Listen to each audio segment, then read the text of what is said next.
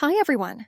Welcome to the English Story Podcast, where we help you improve your English every day. I'm Emily. And I'm John. If you're learning English, this podcast is perfect for you. Each episode will listen to a story from the English-speaking world and focus on a specific language point, like grammar or vocabulary. We believe stories are a fantastic way to learn because they provide context, make learning more engaging, and help you remember new concepts better. So what level is the English Story Podcast aimed at? We'll begin with basic concepts covering some foundational grammar. I'd say our level is around A2 or pre-intermediate. If you already have some English knowledge and want to enhance it, this podcast is for you. We aim to provide content that is both educational and enjoyable, ensuring you learn naturally as you listen to our stories and explanations. That's right. We'll listen to stories from all over the English-speaking world. This exposure to different accents is crucial because English is spoken in many countries with diverse accents, and understanding this variety will make you a more confident and versatile English speaker. Absolutely, Emily. Understanding different accents and pronunciations can be challenging at first, but with practice it becomes easier. Let's dive in. What's the story for today? Today we're listening to a story from Maya, who is from the USA and currently lives in New York. Right now, she's on holiday in Japan, and she's going to tell us all about her trip. Maya's story will give us a chance to explore some interesting vocabulary related to travel and holidays, and we'll also focus on the difference between the present continuous tense and the present simple tense. And what language point are we focusing on today? We're learning about the difference between the present continuous tense and the present simple tense. These are fundamental aspects of English grammar, and mastering them will greatly improve your fluency and clarity when speaking or writing in English. Sounds great. Let's listen to Maya's story. Hi, everyone. My name is Maya, and I'm from New York City. Right now, I'm on holiday with my family in Japan. I'm here with my husband, our daughter, my sister, and her 2 children. We're staying in a small house in the countryside near Kyoto. We live in New York, a bustling city in the USA, so it's very peaceful here. The weather is beautiful today. The sun is shining, and it's very hot. In New York, it's usually much cooler, so this is a nice change. The kids are loving the sunshine because they enjoy playing outside and exploring the garden. Back home, we often visit the local parks, but we never get to experience a traditional Japanese garden. Right now, we're having breakfast on the veranda. The adults are drinking green tea, and the kids are having fresh orange juice, and we're all enjoying some traditional Japanese pastries. At home, we rarely have pastries for breakfast. We usually have cereal and toast. We're enjoying the cool morning breeze and planning our activities for the day. This morning, we're going to visit a nearby temple, and later we're having lunch at a little sushi restaurant. The food here is amazing, especially the sushi. In the USA, we don't eat sushi often, but here, we're having it every day. After all, we're on holiday. It sounds like Maya is having a wonderful time. Yes, she's very lucky.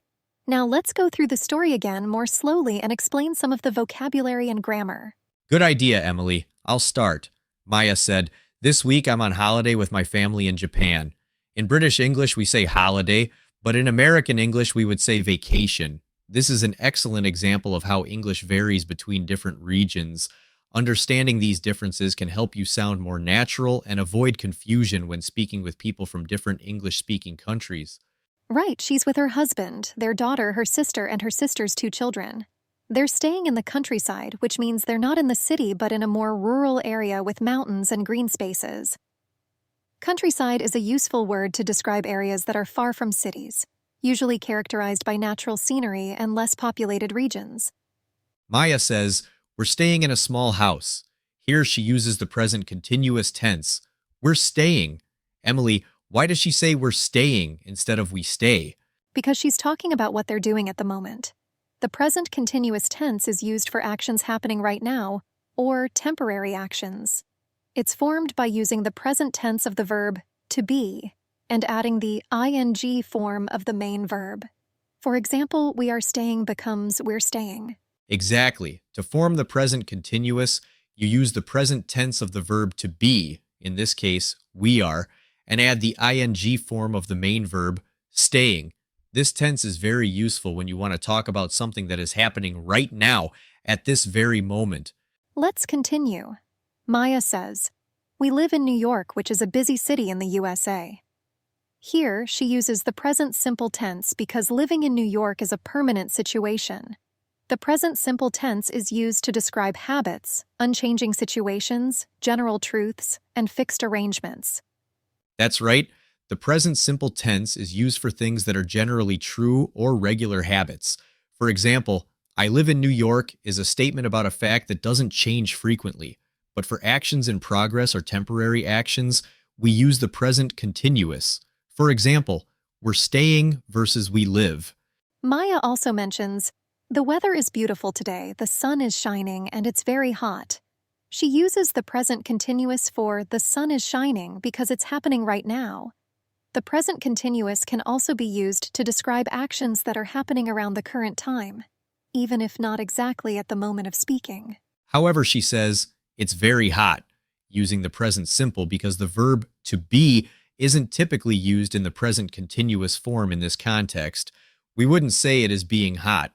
Certain verbs like to be, to know, to like, to believe, etc., are usually used in the present simple rather than the present continuous because they describe states or feelings rather than actions. Yes, it would sound strange.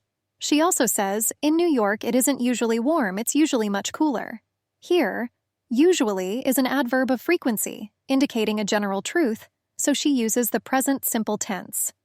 Adverbs of frequency like always, often, usually, sometimes, rarely, and never are typically used with the present simple tense to describe how often something happens. Right. She continues with, the children are loving the sun because they enjoy playing outside and exploring the garden. Are loving and are enjoying are in the present continuous because they're actions happening right now. The present continuous is also used for actions that are ongoing or happening around the current time period, not necessarily exactly at the moment of speaking. Back home, Maya says, "We often visit the local parks, but we never get to experience a traditional Japanese garden." Often and never are adverbs of frequency, so she uses the present simple tense here. Adverbs of frequency typically come before the main verb but after the verb to be. For example, we often visit, we never get, but it is usually cool. Exactly. Adverbs of frequency like often and never come before the main verb. For example, we often visit, we never get. However, with the verb to be, the adverb comes after, it is usually cool. These adverbs help describe how frequently an action occurs, which is useful for talking about habits and routines. Let's move on. Maya says, "At the moment, we're having breakfast on the veranda." At the moment indicates a current action, so she uses the present continuous. This phrase is a signal that something is happening right now and is temporary. Yes, at the moment isn't an adverb of frequency, but a phrase showing when the action is happening. So, we're having breakfast fits here. Other similar phrases include right now, currently, and these days. She also says, "The adults are drinking green tea and the kids are drinking fresh orange juice, and we're all eating some traditional Japanese pastries." All these actions are happening now, so they're in the present continuous. This helps convey the idea that these actions are taking place at the moment of speaking. At home, Maya says, we rarely have pastries for breakfast. We usually have cereal and toast.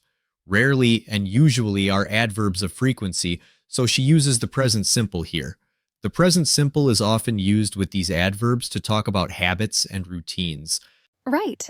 She then says, "We're enjoying the cool morning breeze and planning what to do today." Both enjoying and planning are in the present continuous because they're happening right now. This shows that these actions are ongoing and temporary. Yes, and when she says, this morning we're going to visit a nearby temple and later we're having lunch at a little sushi restaurant, she's using the present continuous for future plans. It shows certainty about these future activities. The present continuous can also be used to talk about fixed future arrangements or plans, especially when a time expression is given. Absolutely. So, John, what are you doing this evening? This evening I'm watching a film with my family. What about you, Emily? This evening, I'm reading a book. Sounds like a good evening for both of us. Indeed. Finally, Maya says, the food here is delicious, especially the sushi. She uses the present simple to describe a general truth about the food. The present simple is used to describe general truths or facts that are always true. And she says, "In the USA, we rarely have sushi, but at the moment, we're eating it every day." Rarely is an adverb of frequency, so she uses the present simple for the general habit. But at the moment indicates a current action, so she uses the present continuous. This contrast between the present simple and the present continuous helps highlight the difference between regular habits and current, temporary actions. Exactly. Remember, we are on holiday uses the present simple because to be doesn't change in the present continuous form in this context. The verb to be is often used in the present simple to describe states or situations that are generally true or fixed. Let's listen to the story again, now that we've gone through the vocabulary and grammar points. Hi, everyone. My name is Maya, and I'm from New York City. Right now, I'm on holiday with my family in Japan. I'm here with my husband, our daughter, my sister, and her 2 children. We're staying in a small house in the countryside near Kyoto. We live in New York, a bustling city in the USA, so it's very peaceful here. The weather is beautiful today. The sun is shining, and it's very hot. In New York, it's usually much cooler, so this is a nice change. The kids are loving the sunshine because they also enjoy playing outside and exploring the garden. Back home, we often visit the local parks, but we never get to experience a traditional Japanese garden. Right now, we're having breakfast on the veranda. The adults are drinking green tea, and the kids are having fresh orange juice, and we're all enjoying some traditional Japanese pastries. At home, we rarely have pastries for breakfast. We usually have cereal and toast. We're enjoying the cool morning breeze and planning our activities for the day. This morning, we're going to visit a nearby temple, and later we're having lunch at a little sushi restaurant. The food here is amazing, especially the sushi.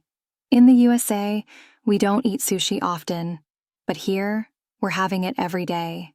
After all, we're on holiday. That wraps up today's episode. We hope you enjoyed the story and found the grammar tips useful. Understanding the difference between the present simple and the present continuous is key to improving your English, and stories like Maya's provide a fun and engaging way to practice these concepts. Thanks for listening, everyone. Join us next week for another episode of the English Story Podcast, where we will continue to explore more stories and language points. If you have any questions or topics you'd like us to cover, feel free to reach out to us.